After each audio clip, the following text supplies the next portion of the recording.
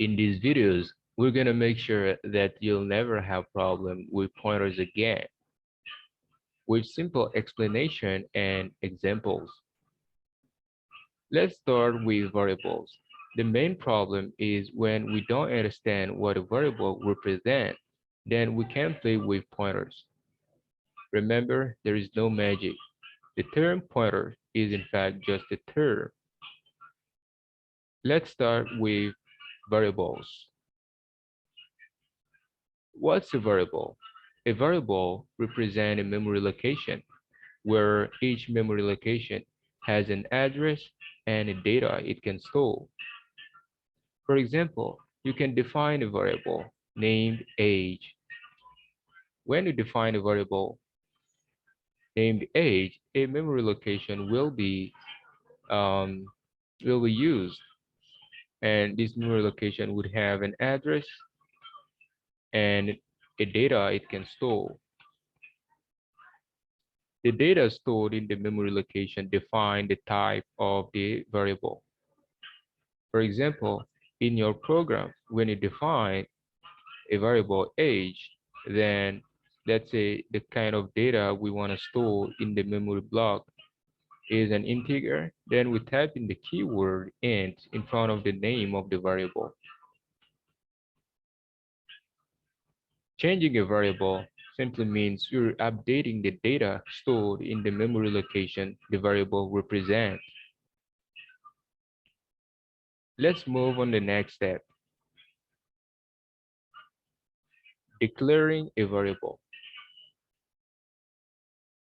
We know that a variable represents a memory location, and you can read the address or update or read the value of the memory location through the name of the variable.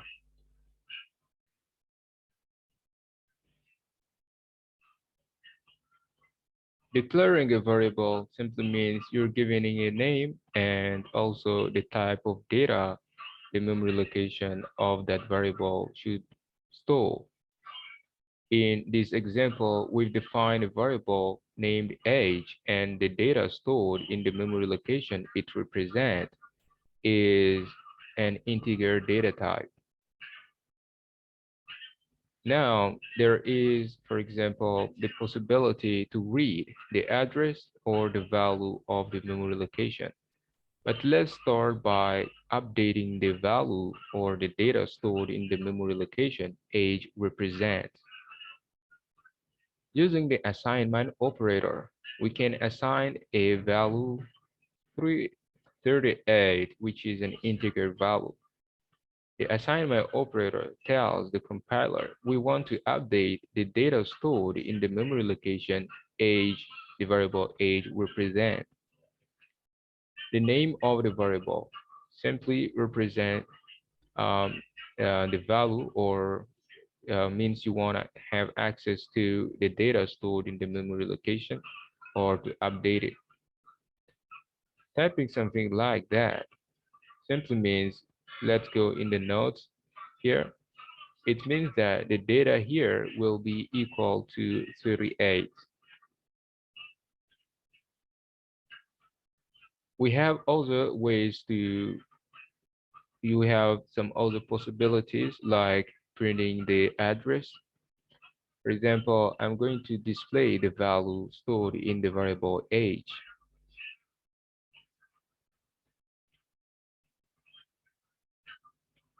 Data, and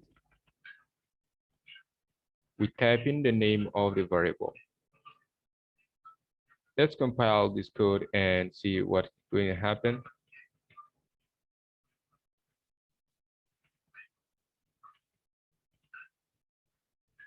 In the terminal, you can see that the things that is displayed here is 38, which is in fact the data stored in the memory location age represents. As we said, we can also display the address of the memory location. For example, if you want to display the address of the memory location, you'd have to use a special notation to let the compiler know your intention. Here, I'm going to type in address, update the format for displaying address in hexadecimal notation, and use the ampersand sign in front of the name of the variable. This tells the compiler that we are requesting the address of the memory location the age variable represents. Now let's compile this code and see what's going to display.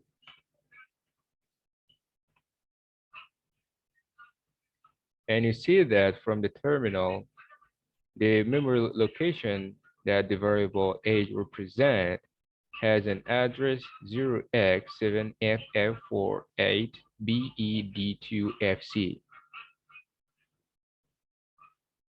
Now let's do some other examples. For example, what happened when you update the value stored in the memory location? One thing to know is that once a memory location is assigned to a variable, then you can change the address, let's say the value, I want to say the value or the data stored in that memory location. But you cannot change the address of the memory location. For example, let's display here the address and the data that's stored in the memory location. So we use this ampersand sign, then the name of the variable to let the compiler know we want to know the address of the memory location. Then we type in the name of the variable to let the compiler know we want to get the value stored in the memory location the variable age represents. Then next, we're going to assign a value to the variable age. Let's say 100. Assigning a value to a variable simply means or tells the compiler that you want to update the value stored in the memory location it's represent. So when you assign one header to age, this will update the data field of the memory location to, let's say, one header.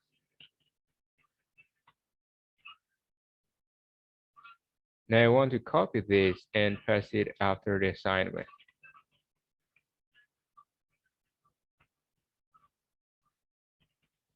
What I want to show you here is to show that the address stays the same once the program has started.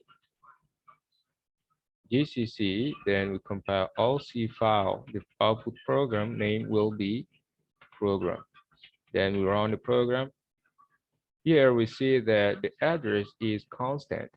Once your program has the address available for the variable, it stays the same. So a variable or a memory location acts as a container for data. Now, let's define other data types. Let's say height, and make it, for example, a float data type. Floating data types are, let's say, decimal numbers. So inside your memory, you will have these height variable. You will have a memory location allocated to your program, and the height variable will be representing this memory location. So we have address and we have the data stored in there. Since the type of the height is a decimal number, we can say, then we can assign decimal values. For example, here, when I say height equal 1.5, this simply means in the memory location, we're updating the data field, which is 1.5. I want to add some parentheses here to let you know what is the data type. So once you understand that a variable simply represents a memory location and the type of the variable depends on the kind of data you want to store in the memory location the variable actually represents. Let's display the values for age and height. I'm going to say here address height. This will be that, and data for height will have we'll be using the format for floating point numbers. So we have to let the compiler know that we're requesting the address of the memory location the height variable represents. So we type in the ampersand sign in front of the name of the variable.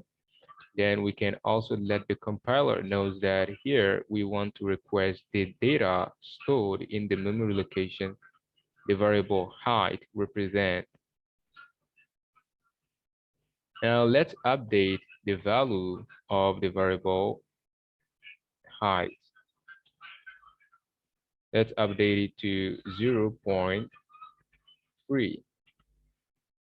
I'm just going to copy this line and paste it.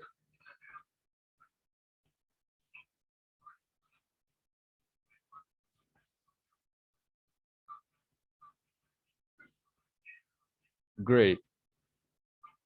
Here, when you assign a value to the variable height, what you're telling the compiler is you want to update the data field of the memory location the variable height represent. So you'll have here at the end of this program, height equal the data field of the memory location would be equal to 0.3. Let's compile this program and see again.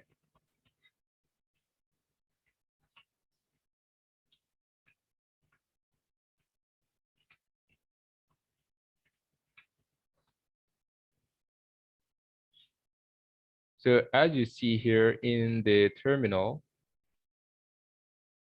you see here we have, I'm going to change the format of display.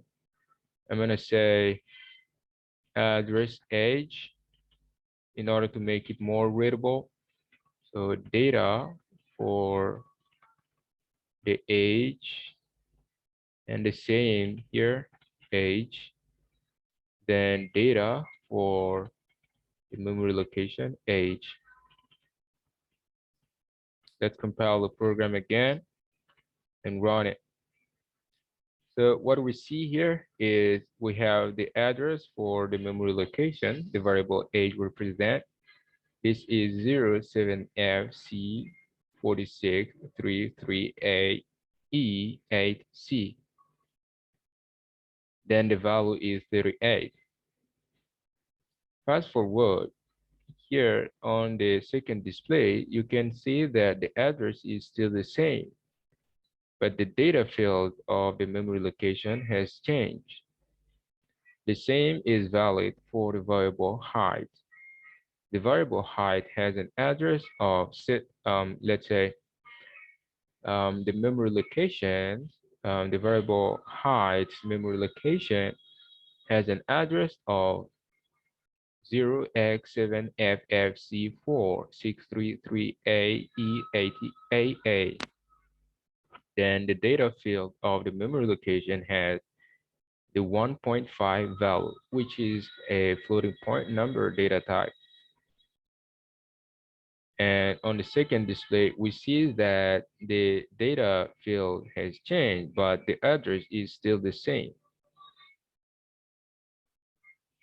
In conclusion, we understand that a variable represents a memory location, and the type of data stored in that memory location will determine the type of the variable also.